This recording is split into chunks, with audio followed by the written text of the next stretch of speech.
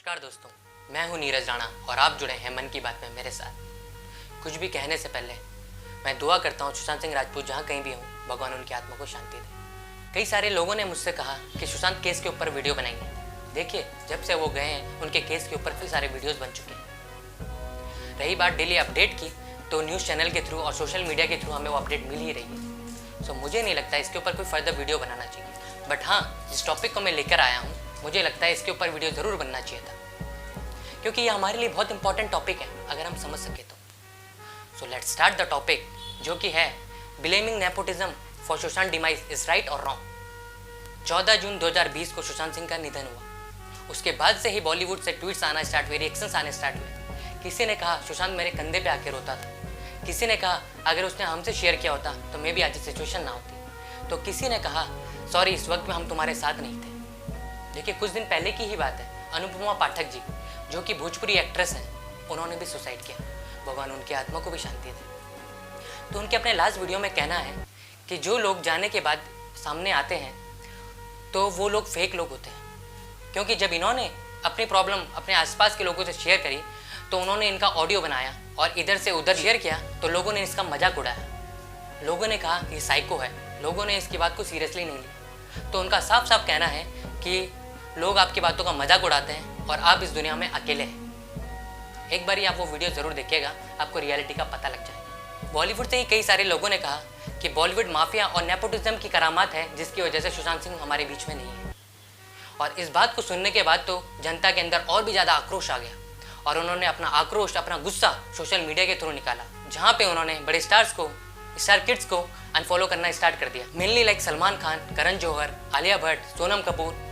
देखिए, सुशांत के जाने के बाद कई सारे लोगों का फ़ायदा भी हुआ, जैसे कि कुछ सारे लोग अचानक से फेम में आ गए। जहाँ बात करें टीवी सीरियल्स की, तो सुशांत का सीरियल रिस्टार्ट हो गया। जहाँ पे सुशांत की मूवीज़ कभी कभार देखने को मिलती थी, उनके जाने के बाद उनकी मूवीज़ धड़ाधड़ देखने को मिली, सिर्फ ट्रिब्यूट के नाम पे। अगर बात करें उनकी लास्ट मूवी की, दिल बेचारा की, तो उसको थिएटर में भी रिलीज़ किया जा सकता था, उसको और अच्छे से ट्रिब्यूट भी दिया जा सकता था, पर प्रोड्यूसर ने सोचा लोहा गर्म है, हथौड़ा मार दो।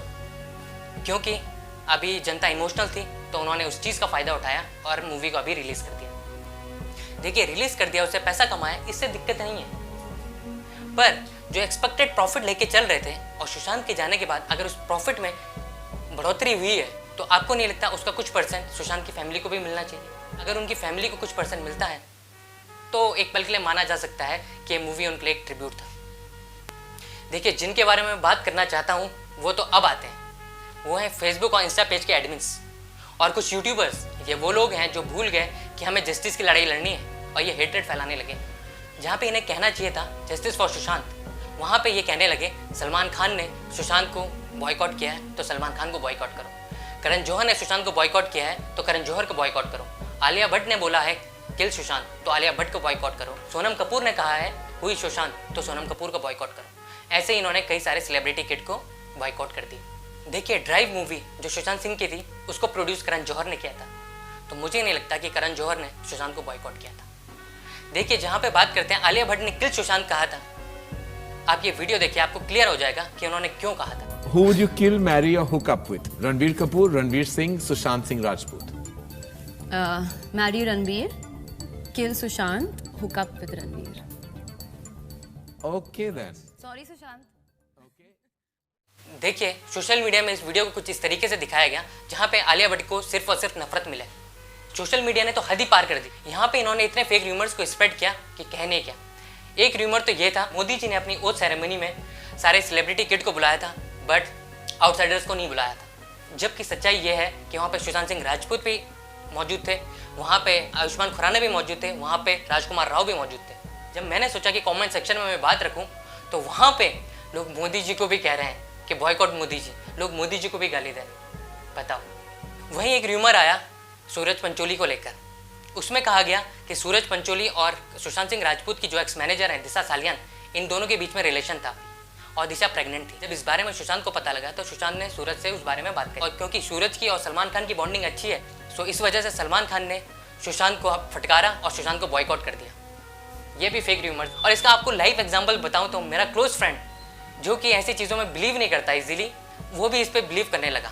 जब उसने मुझसे ये बात शेयर करी, आई वॉज टोटली शॉक्ड। मुझे बिलीव ही नहीं हुआ कि ये इस बात में कैसे बिलीव कर सकता है। देखिए, सोशल मीडिया का इतना बड़ा इन्फ्लुएंस पड़ता है इंसान के ऊपर। सुशांत के जाने के 10 दिन बाद हमारी गलवान घाटी में हमारे 20 जवान शहीद हुए। देखिए, यही वो एडमिन्स हैं जिन्होंने 1.5 दिन भी उनके बारे में पोस्ट नहीं डाला, क्योंकि इससे उनको ट्रैफिक नहीं मिल रहा था। ज़्यादा से ज़्यादा लोग आते तो क्या कहते, लोग कहते जय हिंद जय भारत, या कोई कहता कि वॉर होनी चाहिए, दैट्स इट। बट जब ये पोस्ट डालेंगे कि सलमान खान को बॉयकॉट करो, आलिया भट्ट को बॉयकॉट करो, तो इससे ट्रैफिक आएगा, इससे उनको व्यूज़ मिलेंगे, उनके लाइक्स मिलेंगे। तो इन्होंने इसके ऊपर काम किया रेदर देन हमारे फौजियों के। देखिए, जब दिल बेचारा ट्रेलर आया, जेन्युइनली कहूँ तो इस ट्रेलर में सुशांत से ज़्यादा एक्ट्रेस दिखाई दे रही थी, संजना। उनकी एक्टिंग स्किल्स दिखाई दे रही थी, लेकिन सब ने उन्हें इग्नोर कर दिया। जब मुझे लगा कि मुझे इनको अप्रिशिएट करना चाहिए, तो जब मैं कमेंट सेक्शन में गया तो वहाँ पे बौछार लगी थी। वहाँ पर लोग कह रहे थे कि मीटू कैंपेन के जरिए इस लड़की ने सुशांत के ऊपर हैरेसमेंट का केस डाला था, सो इसको भी बॉयकॉट करो। बताइए। और जब कुछ दिन के बाद लड़की ने वो स्टेटमेंट दिया कि ये सारी फेक न्यूज़ेस थी, तो अब जाकर लोग उस लड़की को भी पसंद करने लगे हैं। हमारी तो मेंटल स्टेबिलिटी है ही नहीं। जिससे हम कल नफरत करते थे उससे आज प्यार करने लगे, जिससे आज प्यार कर रहे हैं उससे कल नफरत करने लगेंगे। देखिए, जहाँ सुशांत सिंह के ट्रेलर को हमने इतना बड़ा हिट बना दिया, वहीं पे हमने आलिया भट्ट के ट्रेलर को मोस्ट डिसलाइक ट्रेलर बना दिया। क्यों? क्या आलिया भट्ट टैलेंटेड नहीं है? सिर्फ क्योंकि वो नेपोटिज्म का प्रोडक्ट है, इस वजह से हमने उसको डिसलाइक कर दिया।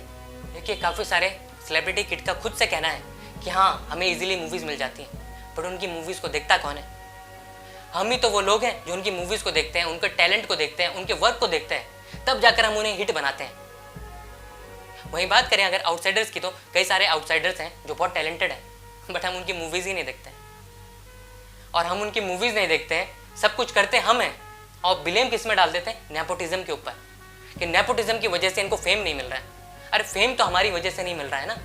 हम उनकी मूवी जाके देखें, हालांकि उनकी लो बजट की मूवीज़ होती है, स्क्रीन्स कम मिलती हैं, बट जितनी स्क्रीन्स बनती हैं उनको तो हाउसफुल बना दीजिए, तब जाकर तो नेक्स्ट टाइम उन्हें ज़्यादा स्क्रीन्स मिलेंगी। देखिए, बात करें अगर आउटसाइडर्स की, तो क्या सुशांत सिंह राजपूत के पास काम नहीं था? उनके पास भी बहुत काम था। आयुष्मान खुराना, क्या उन पर काम नहीं है? उनके पास भी बहुत काम है। राजकुमार राव, क्या उनके पास काम नहीं है? उनके पास भी तो बहुत काम है।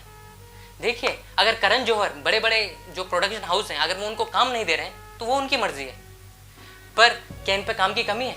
नहीं है ना, इन पे तो पूरा काम है। फिर हम ये नहीं कह सकते कि नेपोटिज्म की वजह से ऐसा हो रहा है। देखिए, नेपोटिज्म तो हर जगह है।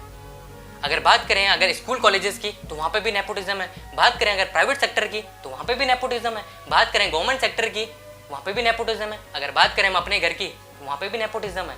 देखिए, घर में कपड़े आते हैं बड़े भाई के लिए, और छोटा भी वही घिसे पिटे कपड़े पहनता रहता है, उसका बचपना उन्हीं कपड़ों में चलता है। तो बताइए, छोटे बेटे का मन नहीं करता नए कपड़े पहनने का, पर वो मजबूर है, तो वो भी तो नेपोटिज्म का शिकार हो गया। तो देखिए, जितना आपका लेवल बढ़ता जाएगा उतनी आपको चैलेंजेस मिलेंगे।